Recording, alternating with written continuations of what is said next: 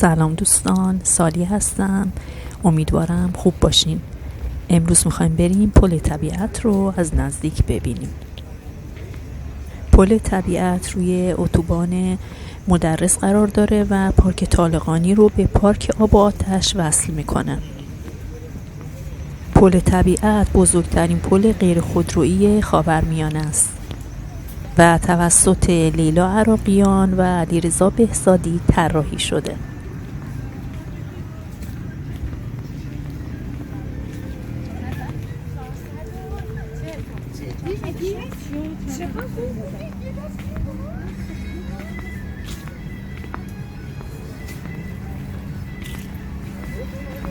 من اینجا پیاده شدم، فکر کردم پارک آب و آتش هست، ولی از این آقا که پرسیدم گفتن که این پارک آب و آتش نیست.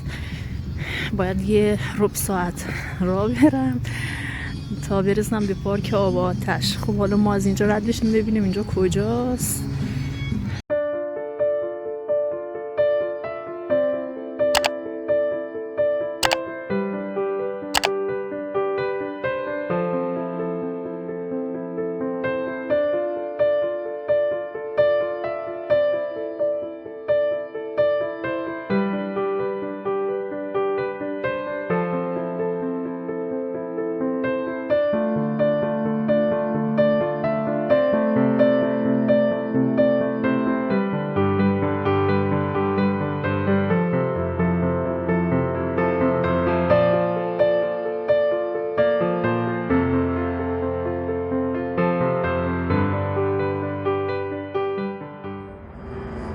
این نمای دور پل طبیعته. الان میریم از نزدیک میبینیم، فوق العاده زیباست از نزدیک ها.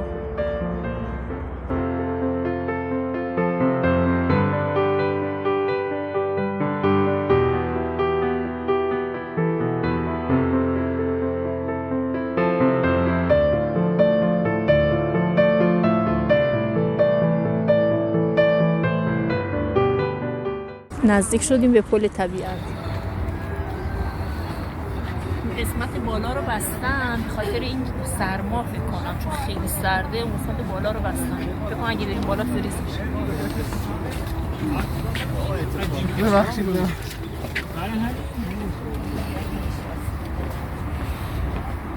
که خیلی دیده نمیشه، ولی اینجا این قسمت رستورانشه.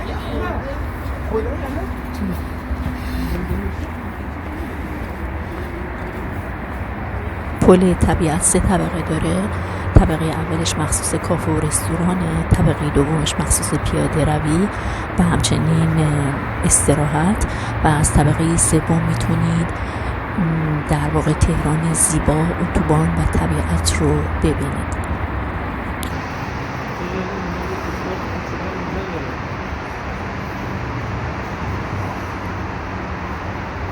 که میدونی چی هم میگه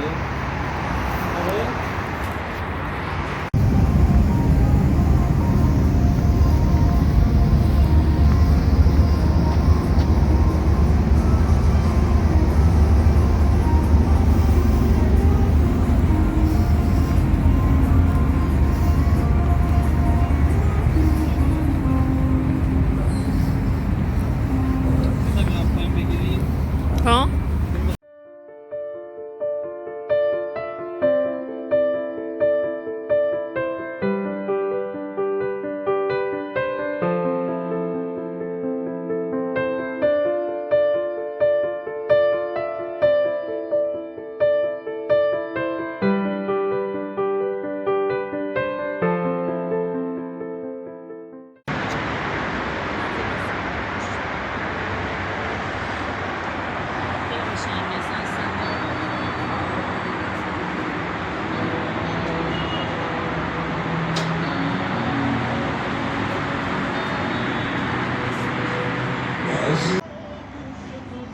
چک بکنم ببینم چند درجه ایم الان اینجا، چون خیلی سرده. من سرما رو بیرستم 4 درجه است.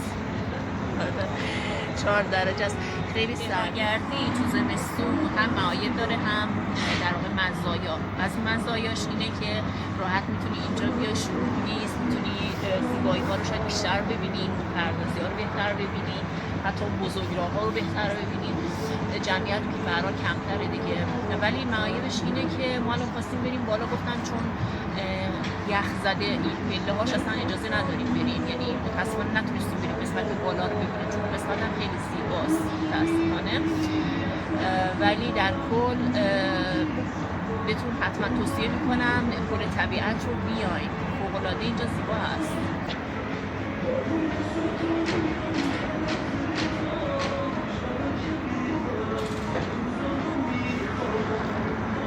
اینجا فودکورت دوستان آب و آتش هست، بریم از نزدیک ببینیم اینجا.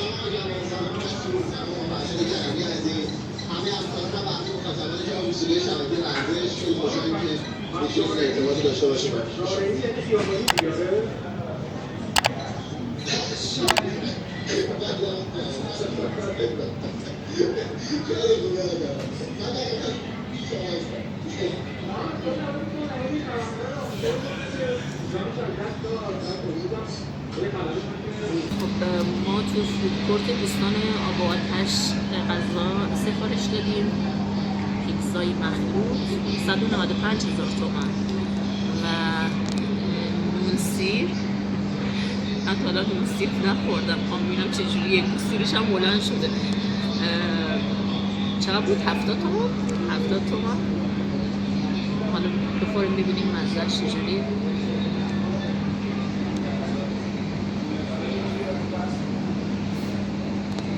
کم با ارفاق بخوام بهشون نمره بدیم 6 5 6. من زیاد راضی نبودم از طعمش.